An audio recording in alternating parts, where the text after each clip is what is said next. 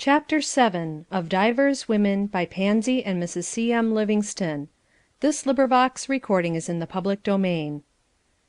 CHAPTER VII. Vida, Part One. There was an audible rustle in the large congregation of St. Paul's Church, well bred people though they were, as their young minister came up the aisle with his bride and seated her in the minister's pew. They not only turned their heads, giving one slight glance, seeing all without seeming to, as cultured people know how to do, but they broke all rules in their code of good manners by a succession of twistings of the neck.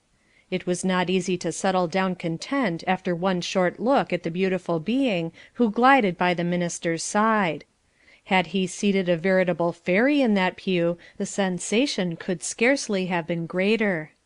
Her beauty was of that rare blonde type, hair of spun gold, eyes of sapphire, and complexion fine and delicate as a rose leaf.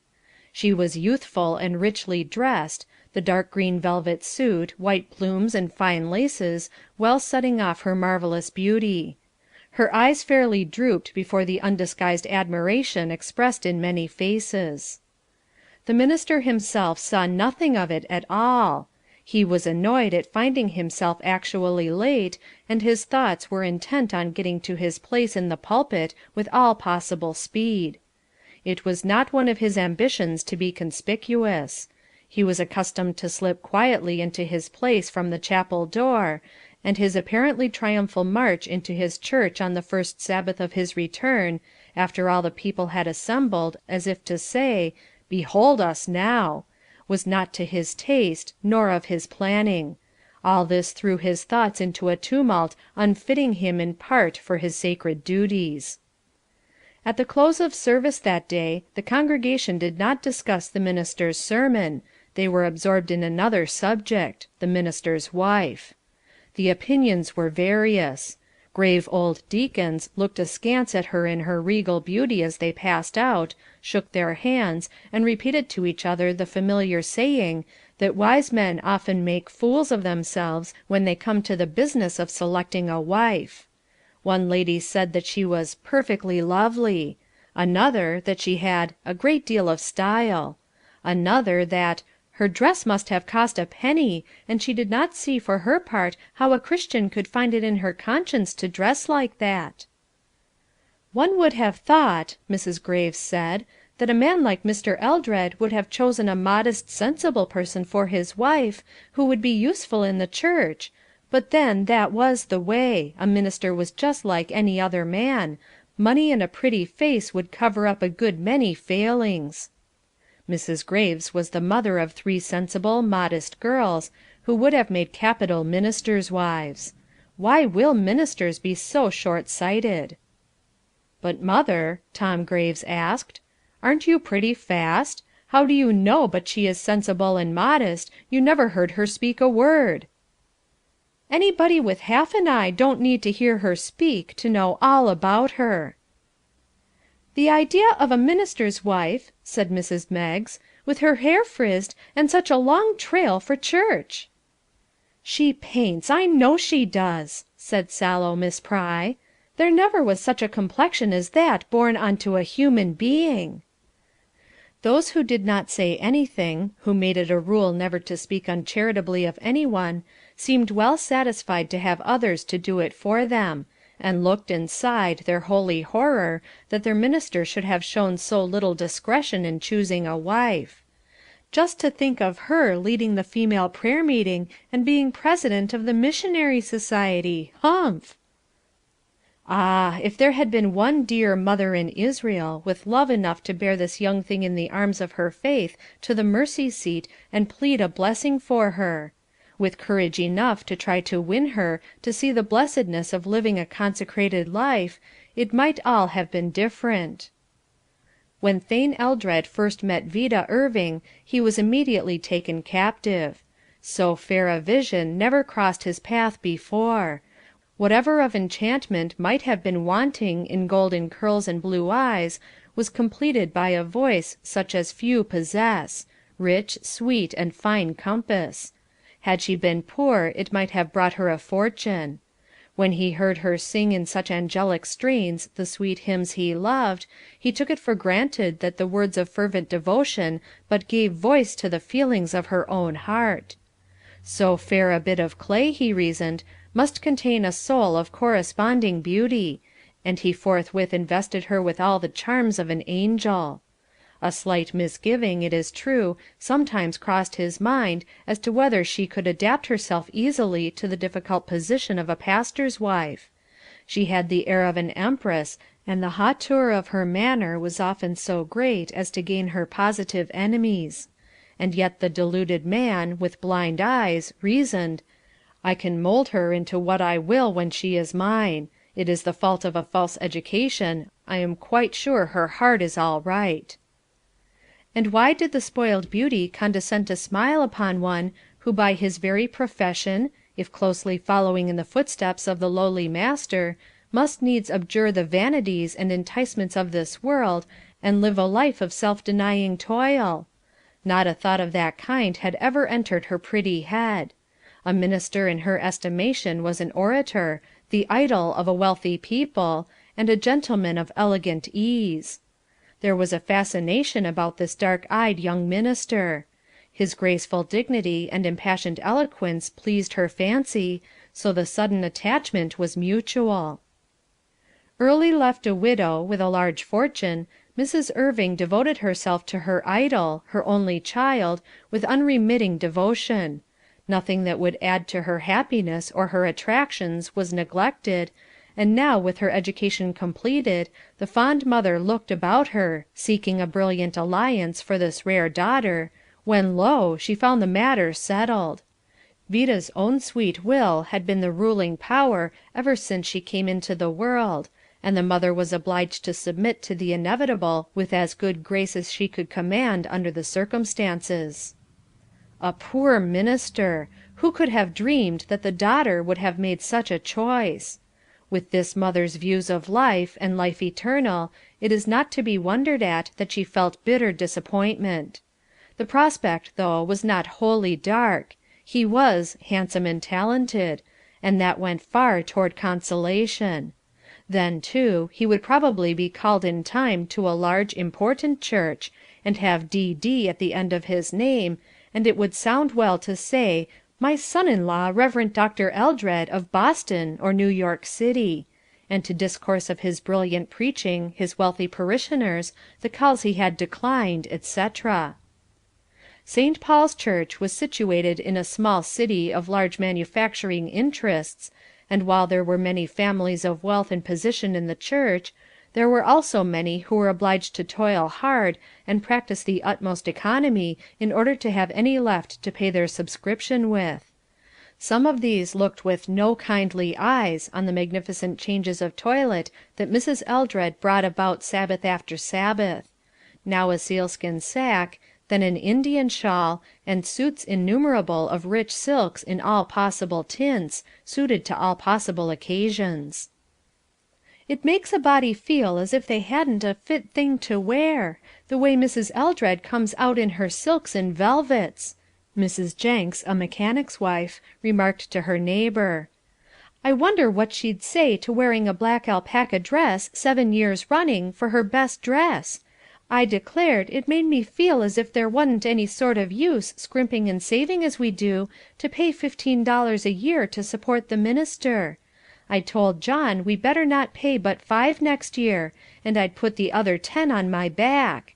He's got a rich wife, he don't need much salary now. Just to think of her fur sack, and great handsome shawl, and here I haven't had a new cloak this 10 years. Have to wear my blanket shawl to church." "Yes, I think as much," answered Mrs. Myers emphatically. "She's as proud as Lucifer, too.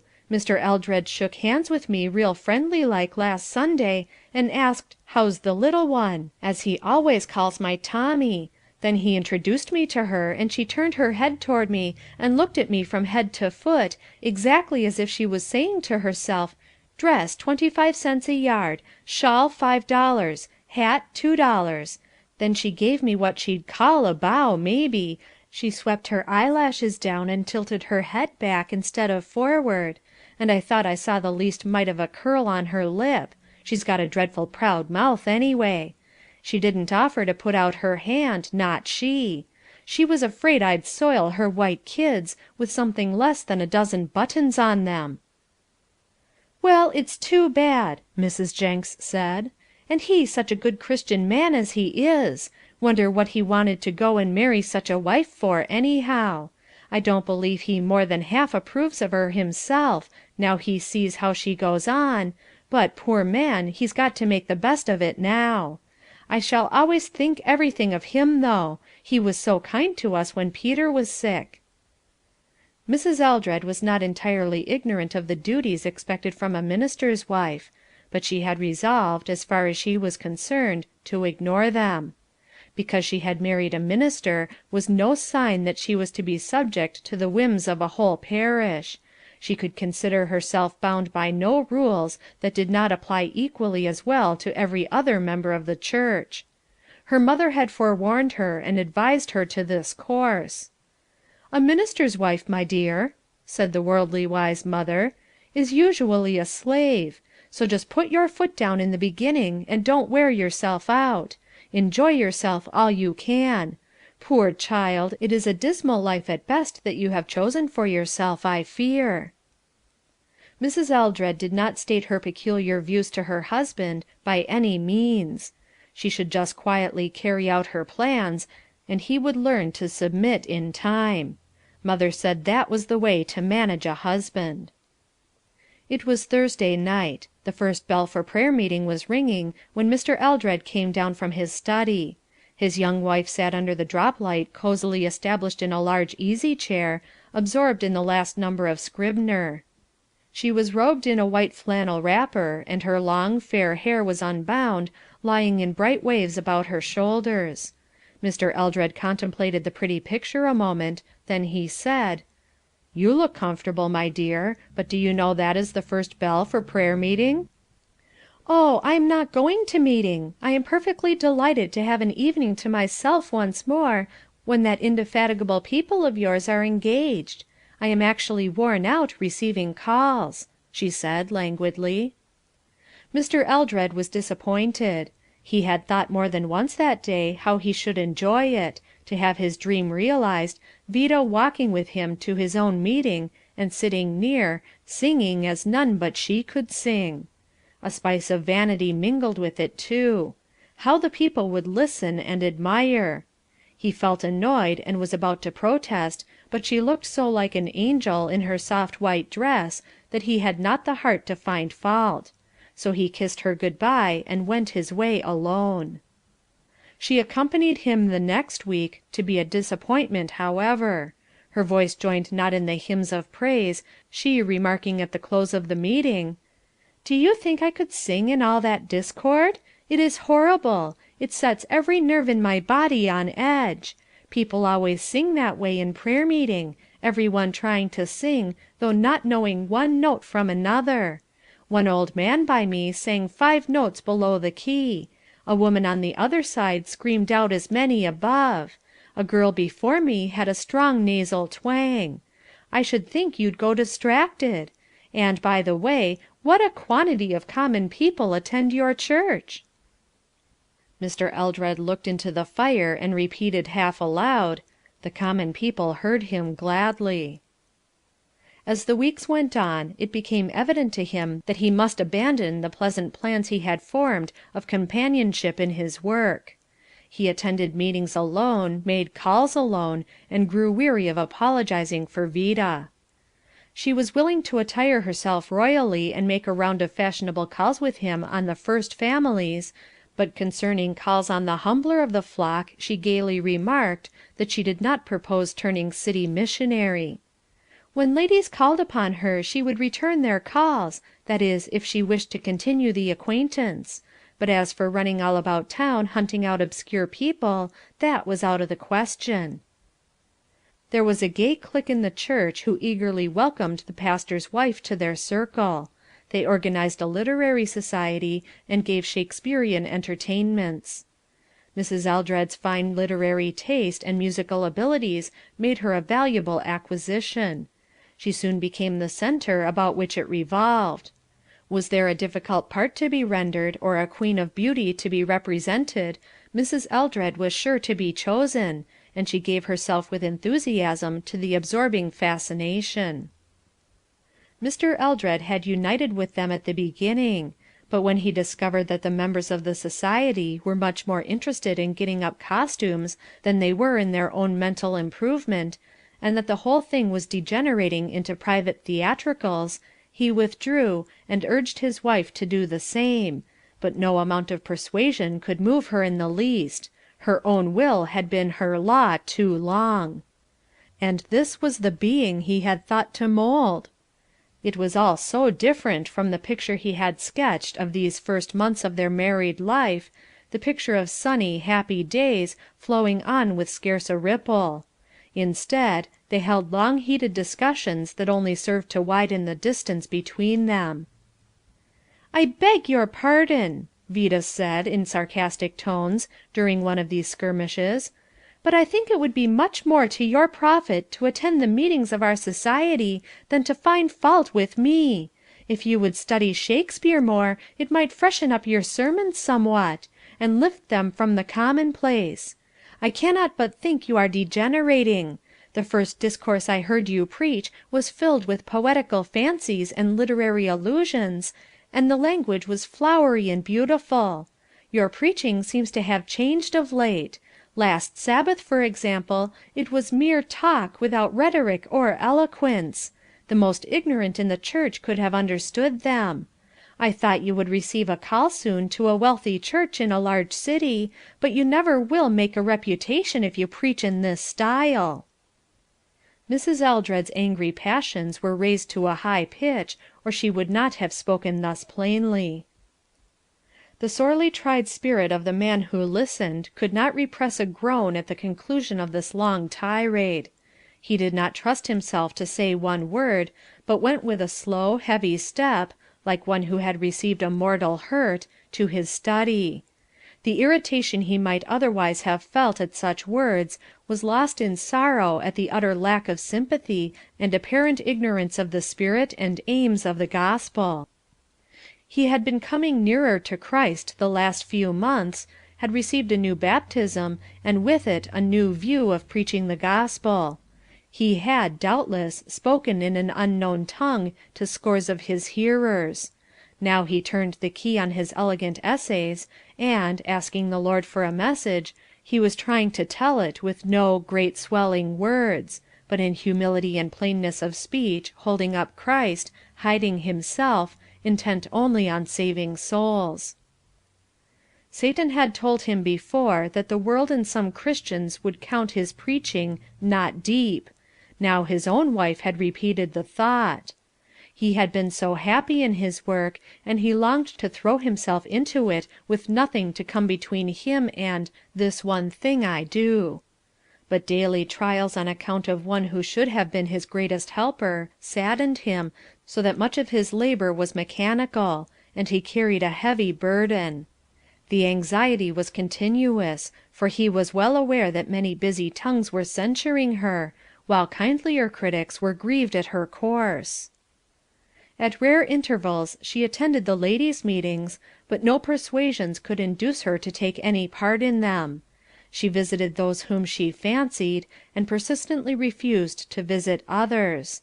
Thus he laboured under constant embarrassment, and was in a chronic state of apology for her. And yet Mrs. Eldred could make herself the most fascinating of beings. There were evenings when she chose to shine at home.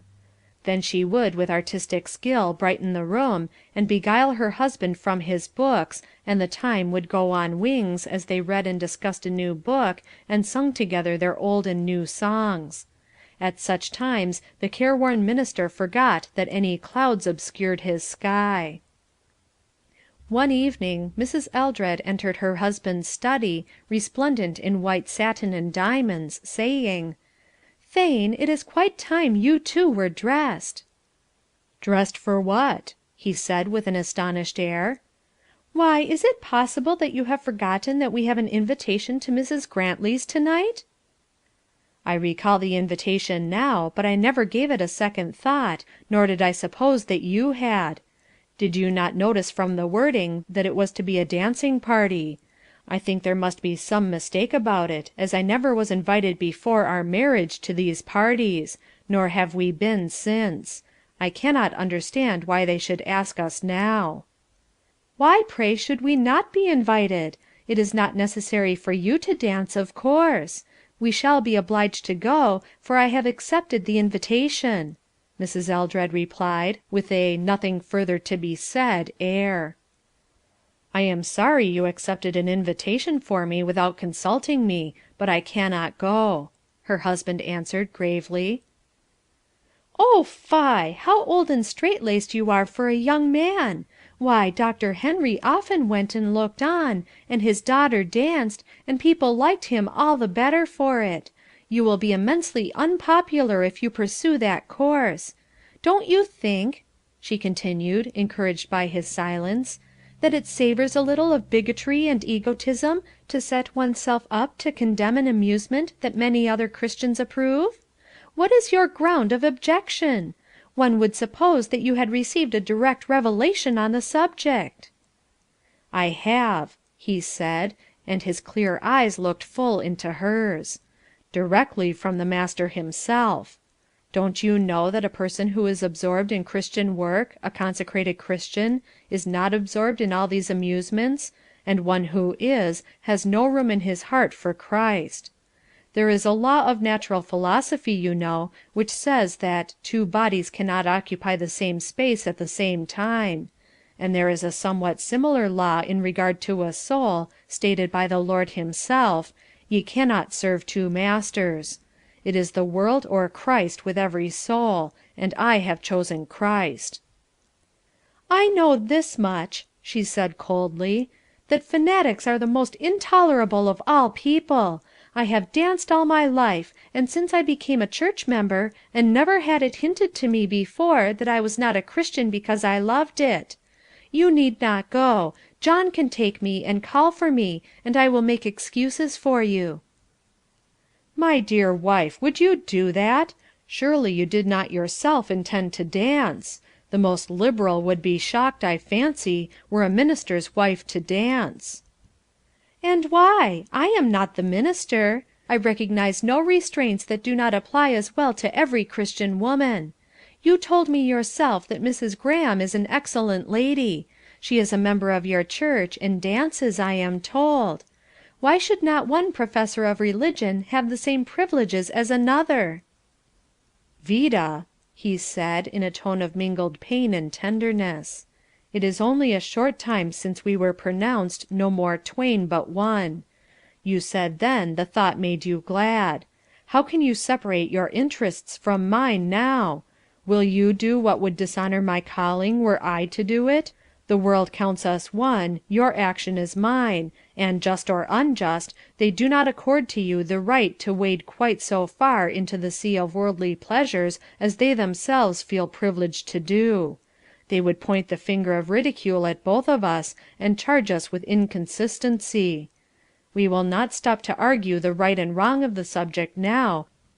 Supposing your conscience does not shut you out from the dance, let worldly prudence and a desire to keep our names from common gossip influence you, I pray you, if indeed my wishes and opinion are of no value." But the young wife was in no frame for recollecting tender vows, nor listening to reason. She threw off his arm with an impatient gesture, and glancing at her watch, said, "I have not only accepted an invitation to this party, but promised to dance. It is getting late, and I must go." Mr. Eldred controlled his agitation by a mighty effort, and in a low, calm tone said, "Then I must save you from disgracing us both. I insist, I command you not to go." Had he struck her, she would not have been more astonished. She stood as if stunned for a moment. Then, with a stately air, she swept by him and ascended the stairs to her room. What was his consternation, as he stood gazing out into the moonlight, presently to see her pass down the walk, step into the carriage, and drive away! Turning from the window, he paced the floor with anguish keen as though she had gone from him for ever. What obstinacy, what unreasoning wilfulness! And what would come of it? He spent the long night brooding over his great sorrow, the root of which was the fear that his dear wife did not belong to Christ, for he loved her through all her unloveliness. Husbands, love your wives even as Christ loved the church. His love had something in it of the divine pity and patience that our blessed Lord feels for his sinning, stumbling, and exasperating children. Mrs. Eldred was not that type of womankind who spent their wrath in tears and reproaches. When she was angry she was unapproachably so, as frigid as an iceberg. The crisis had come. Her husband had dared to command. The next morning there was not the turn of an eyelid that could be construed into penitence. A brawling woman is but little less endurable than a perfectly silent one. You may almost as well flee to the housetop from one as the other. What few words were spoken by Mr. Eldred at the breakfast table received no replies.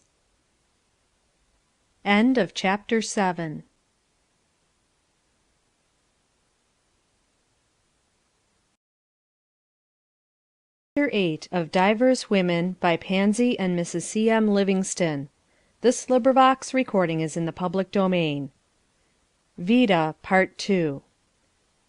In the course of the forenoon he went to fulfil an engagement a few miles in the country, where he was detained till late in the day.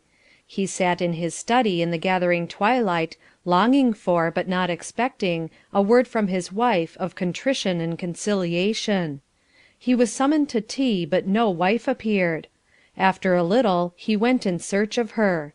She was not in the house. It was growing dark. He was perplexed and anxious. Again he went to their room, hoping to find some explanation of the strange absence. On the mantel lay a note addressed to him. As he read, he gazed about to assure himself that it was not a horrible dream, half expecting his wife to gleefully spring into his arms from some hiding place, but all was silent save his own moans of pain. Vida had gone, had fled to her mother for protection from a tyrant. So the letter ran. It was in her own graceful hand, her name was affixed. It was no cruel joke. She said, moreover, that it was evident that their tastes were not congenial. It was out of the question for her to be tied down to the sort of life he expected of her; that she had borne reflections on her conduct that she had not tolerated from any other being. Tyranny was of all things most hateful to her. The climax was now reached when he ventured to command. She recognized no such right. She never would. She would not be called to account every time she stepped over a forbidden imaginary line. It was plain that they had been mistaken in each other, and disappointed. They did not add to each other's happiness, as appeared from the gloom enveloping him day and night. The last months were months of discord. She felt neglected. He was poring over books, or seeking other society, in an interminable round of calls. Plainly what he needed in a wife was a sort of co-pastor. It was not too late to secure such a person, since the law granted divorce for wilful desertion. With this last sentence the letter closed. Not a word betrayed the faintest regret at severing so solemn a bond. He searched it over and over to see if in some corner he could not find one tender word for him, a word that would reveal down deep in her heart the light of her great love for him, even such love as he had for her, a faint glimmer through the clouds of anger and recrimination. It was not there, not one syllable to show that the heart of the writer had not turned to ice. Yes, there was another sentence, more cruel and hopeless still. Do not try to change my resolution as though it were made in a pet. It is final, unalterable. It could not be true. He looked wildly about as if to have the terrible truth dispelled.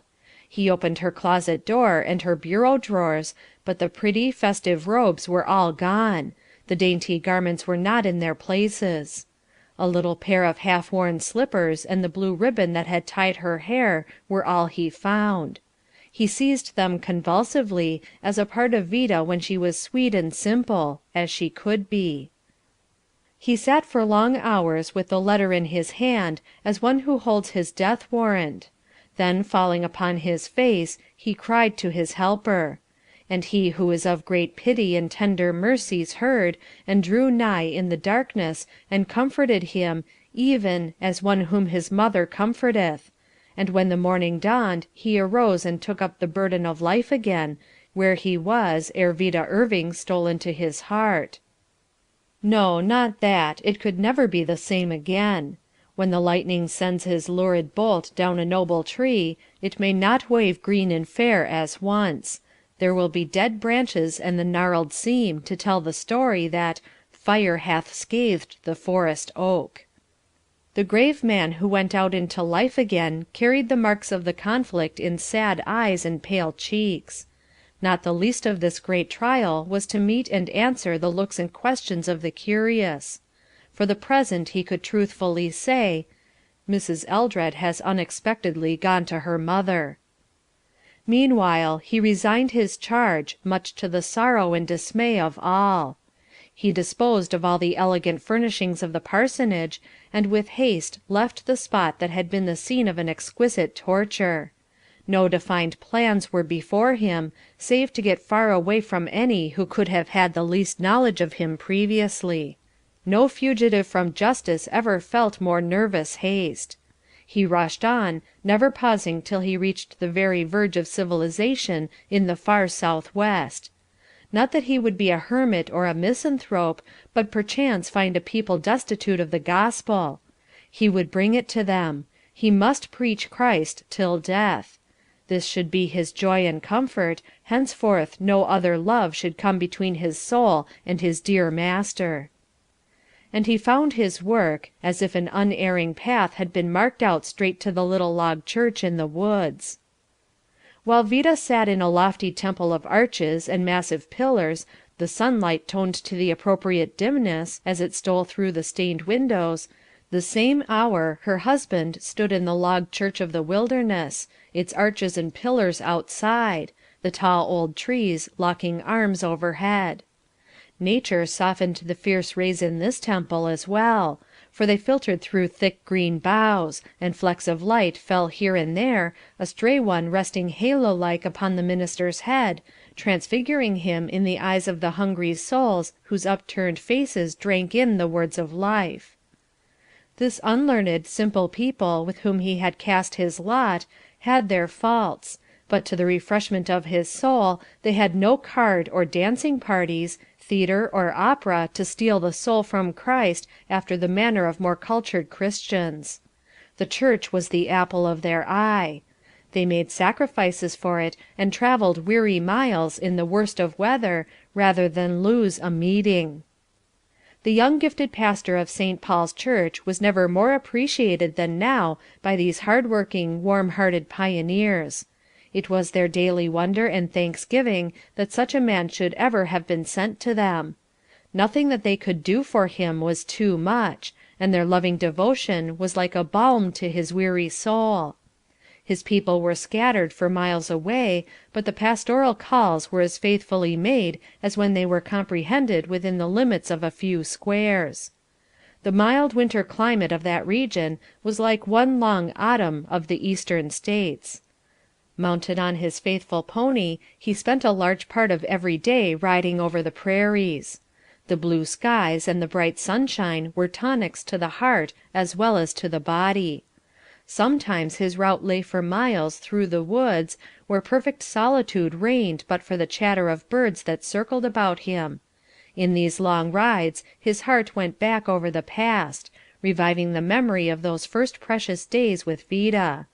They seemed far away, and their recollection like the perfume of wilted flowers plucked from the grave of a dear one. If he could not have prayed for her then, hourly, his heart would have broken. Mrs. Irving changed her residence, putting many hundred miles between her new and the old home, so that Vida might begin life anew, as she phrased it, without embarrassment.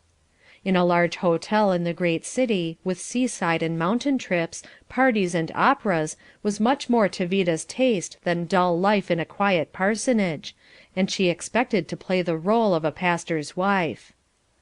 With her mother as chaperone she led a gay life, going, coming, revelling at will in her freedom.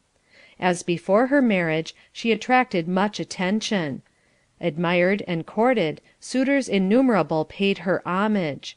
But a positive nature and strong will asserted themselves here. Only such attentions as befitted a wife to receive were tolerated. She knew the law did not count her free, and if she had analyzed her secret heart, there was no true reason why she cared to be free. No face she met had power to quicken her pulses or extract from her a second thought. The inner heart had long ago been preempted, but the blind wilful creature knew it not. The face most often seen in her dreams, the voice that whispered in her ear, the sad, dark eyes that seemed to follow her reproachfully, belonged to none of the gay gallants about her. Her previous history being unknown, she was a problem in that circle. There came a change. Mrs. Irving's health began to fail. The eminent physicians far and near were consulted in vain, and as the symptoms became more denned and alarming, Vida could not shut her eyes to the fact that her mother was in a most critical state. She was a devoted daughter, though the weeds of selfishness, fostered by her mother's hand, at times almost overtopped filial affection. Now she shut herself in from society, and devoted herself to her mother with unremitting care. Every whim of the invalid was gratified. One day, after weary months of suffering, she said, "Oh, Vida dear, I would pray to die, if I were not afraid." "Why afraid, mother? I'm sure you've been a member of a church these many years, and a faithful attendant on its services, and you have been kind to the poor, and such a dear mother," said Vida, caressing her. "I don't think you need be afraid." "Oh, child, that will not stand in the great day. Don't mention anything I've done or been, I beg you," moaned the poor mother. "I've been nothing but a miserable worldling. Now I'm almost through with it all, and I've no peace or comfort. It's all dark, dark. Oh, what shall I do?" "Let me send for Dr. Haynes," said Vida. "Oh, I cannot talk to him. He's a stranger, and I'm so weak. What must I do? Oh, what?" Vida had been a member of the same church. But now she sat wrapped in gloom, feeling powerless to help, yet longing to comfort her dying mother. In the midst of her sad thoughts as she sat watching, while gentle slumber had stolen for a moment over the mother, she remembered the words of a text she had heard her husband preach from. "What must I do to be saved?" The sermon was all gone. "If it asks that question in the Bible, it must answer it," she thought. So finding a Bible, she sat down to search for the old answer to the old question. "Reading the Bible, dear?" said her mother, opening her eyes. "Oh, mother, mother, I've found the answer." The plain short direction was read. The mother repeated it over feebly. "Believe on the Lord Jesus Christ, and thou shalt be saved." "Read about him, oh, do!" And she seemed to summon soul and body to listen, as Vida, led doubtless by the Spirit, read here and there of him who died for us. Day after day the reading went on, and while the mother slept, the daughter pondered the wonderful words she had read, preached to her for years, apprehended by her only just now. Her heart was filled with horror and fear at her treatment of such a Saviour, at her daring to number herself among his people. Then that heart melted as she read of his love and pity, and casting away her robe of self-righteousness for the first time in her life, she knelt before him a heart-broken, contrite sinner. He took the burden from her heart and gave her peace. While she still bowed at the bedside, praying her whispered prayer that her dear mother might see Jesus, that mother put out her thin hand and laid it on the golden head, murmuring, "Dear daughter, I believe in the Lord Jesus Christ. He has forgiven me. It is all peace, peace. Thank Him." And Vida's clear, low tones of thanksgiving came to her dying mother sweet as the voice of angels, whose song soon burst upon her ear. How clear an evidence of Christianity is this! A soul exchanging pride, haughtiness, and rebellion for humility and submission. Vida, meekly bowing to the storm that burst over her head, and filled with joy and peace that had not been hers in the brightest hour of worldly pleasure. It was not so hard, with this newborn love and trust, to see the grave close over that dear mother. It was gilded with the light of that day when "we shall rise again." In these hours of bereavement Vida's heart went out with a longing cry to her husband. The love that she had stifled and called dead was there, deeper and purer.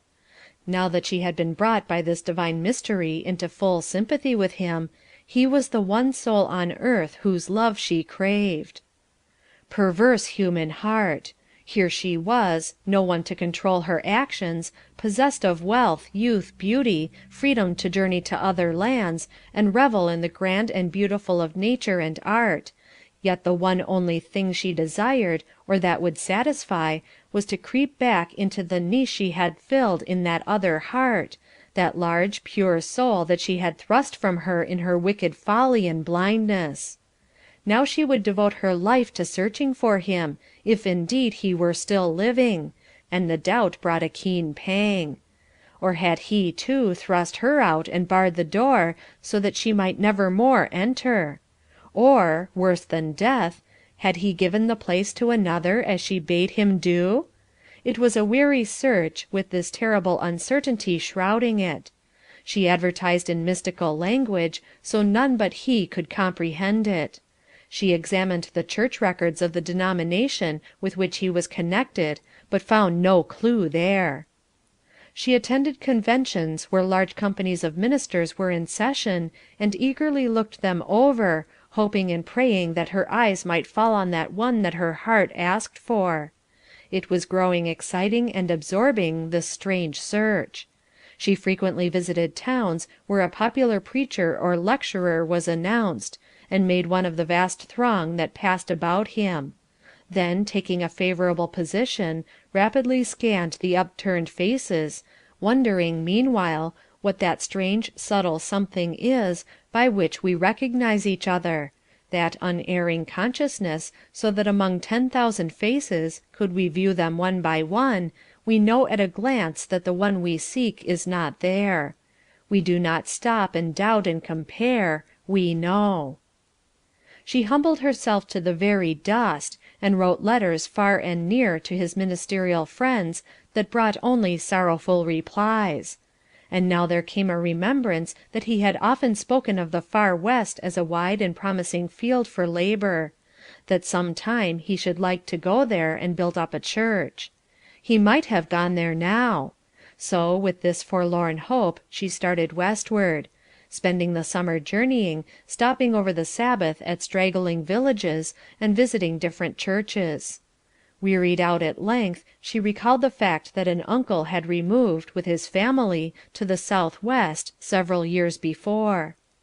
She searched out their whereabouts and hastened thither, intending to spend but a brief season.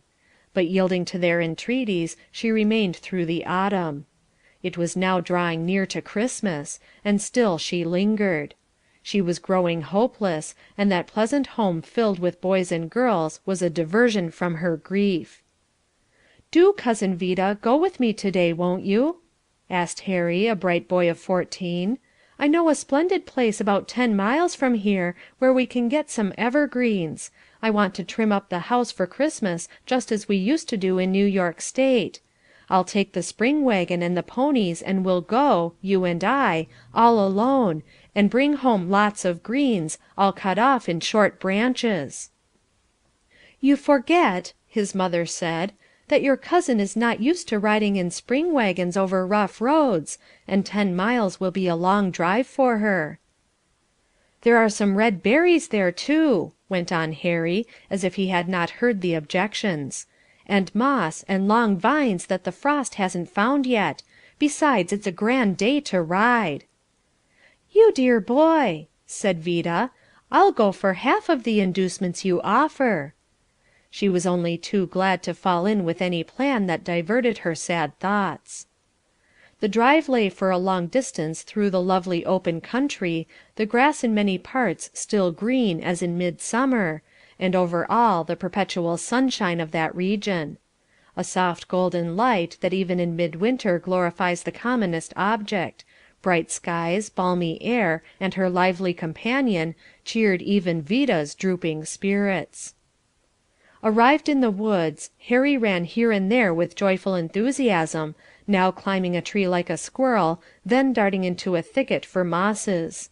They loaded the wagon with green boughs, and filled their basket with treasures of moss and lichens, and the gay plumed birds flitted about with hospitable little chirps, welcoming their visitors to their bowers of green. As each became more intent in adding to their store they became separated. Vida was a little distance behind a low, thick growth of trees, disentangling a long vine of bittersweet, when she heard a voice that thrilled her very soul.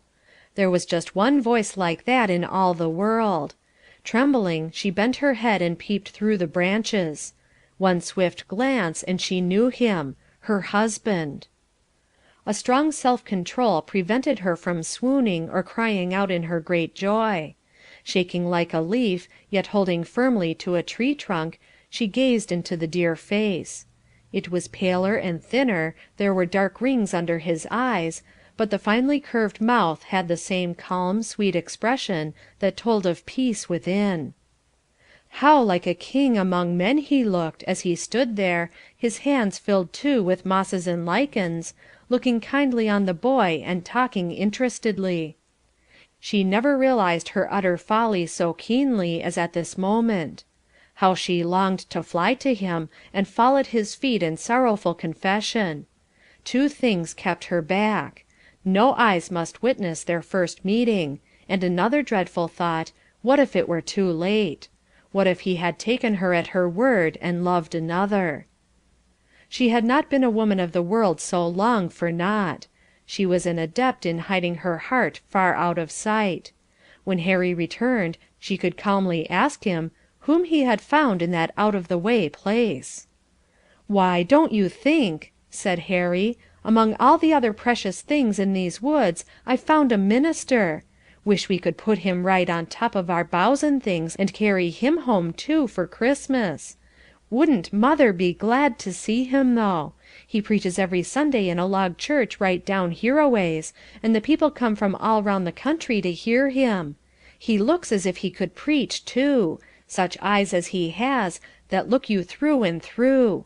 Say, let's you and me go to hear him next Sunday, will you?"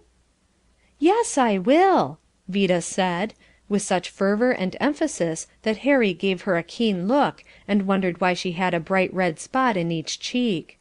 He wondered more before they reached home, for his cousin laughed and sung in childlike glee, and was sad and silent by turns. Her restlessness could not wait until the Sabbath. The excitement and suspense were unendurable.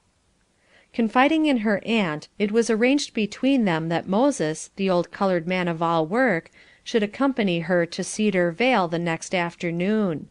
Just what she would do when she reached there was not clear to her, but stay away she could not.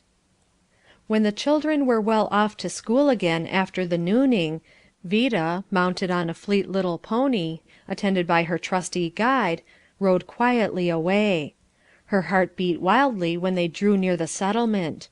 They came at last upon the church, standing in a lovely grove of maples. The door stood slightly ajar. At a little distance from it Vida dismounted, and directed Moses to wait there for her. She had a consuming desire to look into the church where her husband preached, to stand a moment in the very spot where he stood Sabbath after Sabbath. She stepped softly in, and there, kneeling by the little pulpit, his head bowed upon the desk, was her husband. Timidly and slowly, as one who has no right, she noiselessly drew near and knelt beside him. Stranger eyes may not look upon a scene so sacred. but the two souls bowed together before that altar came nearer to heaven than mortals often get. Had not the waning light warned them that they were still upon the earth, they might never have tired of looking into one another's eyes, and telling each to each the experiences of that lifetime they had lived since their separation, and striving to put into words the depths of joy that crowned this blessed hour. Before they left the church they knelt again in that sacred spot, and each in low fervent words poured out thanksgivings, craving a blessing on their reunited lives, and by a mutual and irresistible impulse both spoke again their marriage vows before the Lord in his temple. When they rode away that Christmas Eve on their second bridal tour, the setting sun, smiling through the trees and slanting across their pathway, fell on them like a benediction. Slowly and dreamily they went on their way, willing that this ride over crackling twigs and rustling leaves, with the soft light of the dying day closing about them, should go on for ever. The earnest, admiring gaze of the husband brought girlish blushes to the face of the bride. He was drawing contrasts. The sweet, humble face and the simple adornings of her who rode by his side made a fairer picture than the queenly lady of haughty airs and magnificent attire who seemed to have passed out of existence. Never was fairer Christmastide than this in that merry household. Those memorable evergreens festooning it as a bower, and a romance, a poem, lived out, not written. There were no costly gifts, and yet gifts the most precious. Two souls given back to each other. If the joy bells in their hearts but had voice, their silvery ringing would have filled all the land. "Vida, can you be happy here until spring?" Mr. Eldred asked a few days after Christmas. "My work would suffer, I fear, if I were to leave it now." "Why leave it in the spring, dear Thane? Let us stay here always, in this beautiful quiet place, where the people love you so, and I did not tell you yet," Vida said, half shyly, "but my money is not mine any more. I gave it all to the dear Lord. I would like to build a pretty church with some of it, and here we will stay and work, you and I together. I can help you now, Thane, a little. Don't you like my plan?" she said, anxiously, when he did not speak. "My darling, you have made me so happy that I could not speak," he said, after a little. "I wish it above all things, to go on with my work here, and a new church is so much needed. How strange that you should be willing to stay, and that we can work together. Oh, Vida, I prayed, with faith I thought, but I never dreamed of an hour like this. Surely it has not entered into our hearts to conceive the things which God has prepared for them that love him, in this life." There was another sensation in an audience when the pastor of the log church brought in his wife, for naught so fair and sweet had ever gladdened their rustic eyes before. The singing that day was mostly solo, or at least duets. Her pure, bird-like voice filled the church, and what could they do but listen, wondering meanwhile whether it might not be a lark, or an angel come down for a season. When a teeming, busy town covered the prairie, and the heel of agriculture and commerce crushed out the wild flowers, the log church was preserved as a memorial, while the spire of the handsome new one was eagerly pointed out, its story treasured and handed down to children's children. Those two spent their happy lives ministering to this simple people, their hearts and hands so filled with work that they had no time to sigh for the privileges of more cultivated surroundings. The pastor's wife was the warm friend and sympathizer of the common people, and her name was singularly appropriate, Vida, well beloved. Chapter 9